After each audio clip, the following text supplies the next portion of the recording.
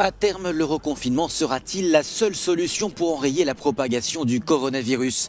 Nous n'y sommes pas encore, mais face à un taux de transmission jugé alarmant en Europe, de nouvelles mesures sanitaires draconiennes sont attendues à partir de ce vendredi au Royaume-Uni. Dans le nord-est de l'Angleterre notamment, 2 millions de personnes se voient interdites de se mélanger à d'autres foyers et seul un service à table sera autorisé dans les pubs qui devront fermer le soir à 22 h. L'Organisation mondiale de la santé met donc en garde contre tout assouplissement de ces mesures en Europe. Au printemps et au début de l'été, nous avons pu constater l'impact des mesures de confinement, explique le directeur de l'OMS Europe.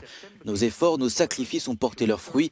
Les chiffres du nombre de cas de septembre devraient nous servir de signal d'alarme. Bien que ces chiffres soient aussi liés à un nombre de tests réalisés qui est plus important, ils montrent aussi des taux de transmission alarmants. L'avertissement vaut donc aussi pour la France qui a battu jeudi un nouveau record de nouveaux cas quotidiens.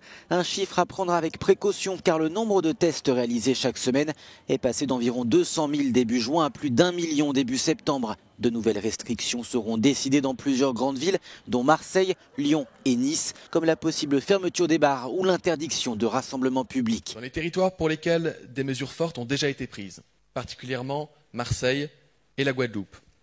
Si la situation sanitaire ne s'améliore pas et si le nombre d'entrées en réanimation continue à croître, il faudra sans doute prendre des mesures encore plus fortes.